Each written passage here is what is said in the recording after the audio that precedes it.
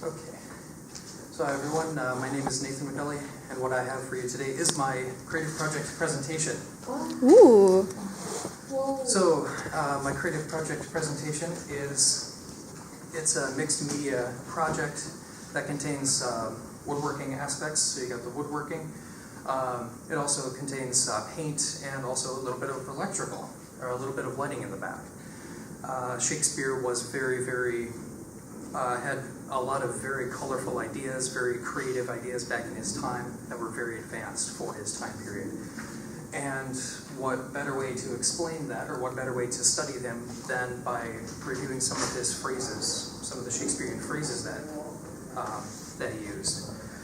Of course, I won't go into too much detail, but just a couple examples. The wicked soon will deceive, and just some examples of similar phrases he would have used in his future plays. Oh, and also, did I forget to mention, we also have Bottom.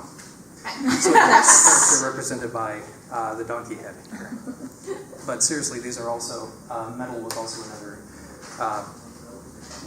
another item used. So these are actually refrigerator magnets, as you can see. We also have a couple of additional things, some additional thoughts, sayings, as well as some additional Shakespeare memorabilia. So you can see, or the cutout that I made versus the head there, kind of looks alike.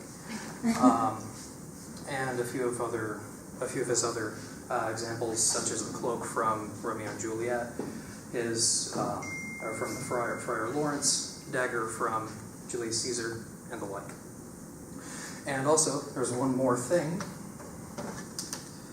Stage. So why do I bring this up? Well, all the world's a stage, and all men and women merely players. That'll come into play a little bit later. But the idea with Shakespeare is that he uses different colors, shapes, and images to convey different emotions with his audience, both during his time and also modern day. And one great way of studying that is with the use of one of the ways he implemented these thoughts and emotions in us and his original audiences were with his play Romeo and Juliet.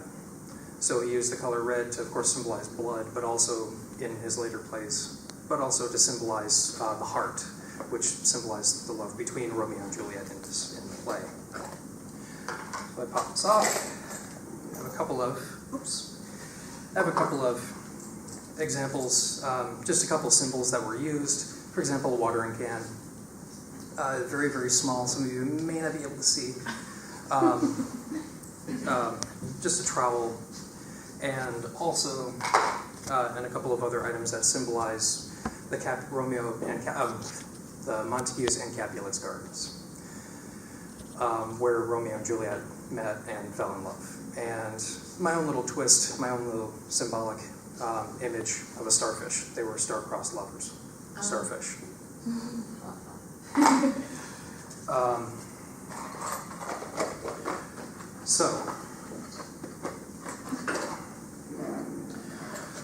So now I'm going to actually ask you as the audience for help, because I ran out of time. I wasn't able to get I had a few items that I wasn't exactly able to, that I didn't have enough time to organize. But I need your help to figure out where these guys go, where these different items go. So the first and foremost, we have an anchor. And mind you, all of these items that I will show you come from plays that we've studied this semester. So first off, we have an anchor. Which of the plays? Tempest? Correct. That's correct. But also, not only does this symbolize the Tempest, but we also have just a miniature boat. It's painted white because it's the ghost of the ship that went down at the beginning of the Tempest. What do we have next? We have a white cloak or a white robe. White cloak, white robe. Different plays. One of them. No? comes from Titus Andronicus. Oh, that part. Titus Andronicus, because it symbolizes, though he was a fictional character,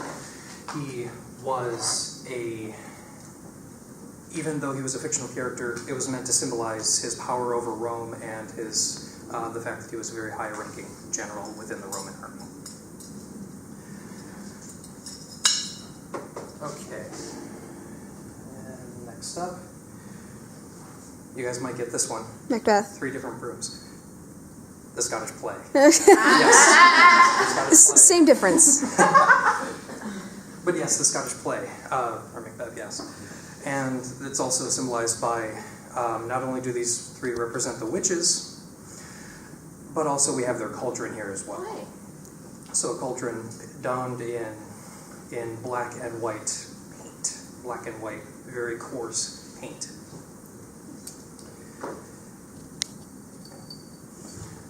Okay. And next up, might not get this one. Owl. Of the plays that we've studied Titus? so far. Not Titus. Any other clues? Any other guesses? Midsummer Night's Dream? Correct. Oh. Correct. It's a rather obscure one, yes, but it is represents is meant to represent the forest, to which half the play takes place within that forest. Just outside the cave.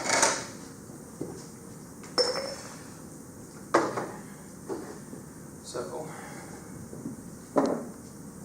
and now we have 3 different figures. Now, this one has a couple of different answers to it, except only one of them.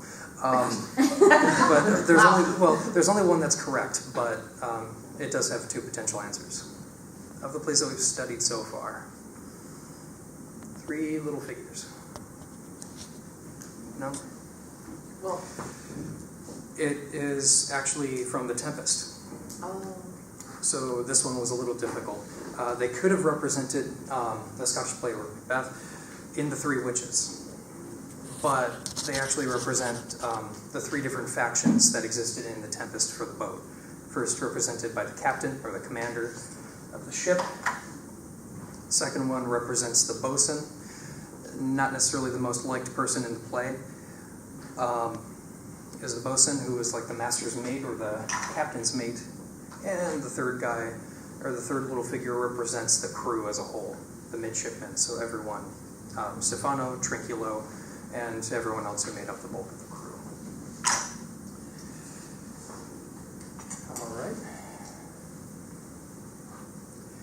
So for this one, we have a dagger. It's a little dagger of the plays that we've studied. The Scottish play. Correct.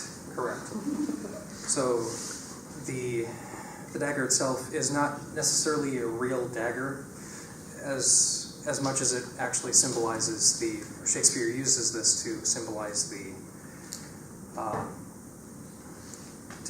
hallucination of the dagger. So not the real thing, but it represents Macbeth's deteriorating mental state as the play goes on. Okay, and now 2 arrows, 2 little arrows with no bow, but just little arrows. No? Not quite. It's Titus Andronicus, and the reason for Titus Andronicus is it represents Chiron and Demetrius, and they both represent projectiles that would have been used during the hunt in aforementioned play, Titus Andronicus. And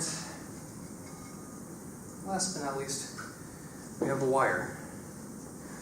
So, as in I asked this question, why are we in this class? Honestly, we're here to study how William Shakespeare uses puns and metaphors in different ways to give different ideas and to kind of give brand new ideas to approach different subjects. And also, not only that, but we also have little fairies as well. Oh, fairy lights.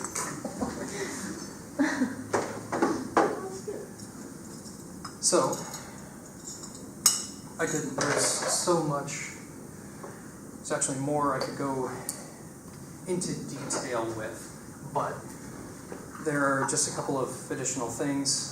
As mentioned previously, we study Shakespeare with the use of his words, and we just have, I'm not going to go into too much detail, you can review that after class or not, but we also have some mugs with some of William Shakespeare's insults on them. Like I said, I won't go into detail, but this one from The Tempest, so hell is empty and all the devils are here.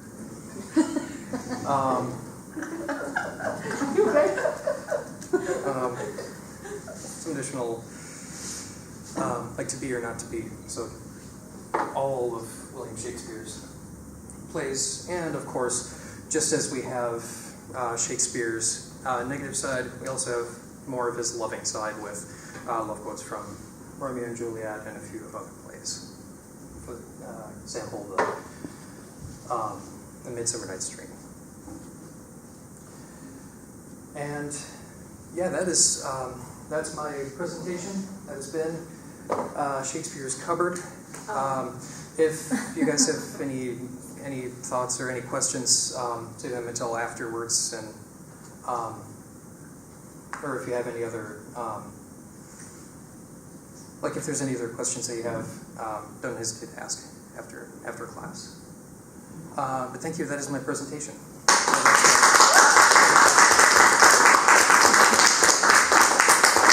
We're going to get a standing ovation. That's so cool. Before we take questions, do you want to take a look at it Yes. more closely? I mean, I feel like it's something you kind of have to approach and sort of look at. So we'll take 3 minutes or so just to kind of look around at it. So I am encouraging you to actually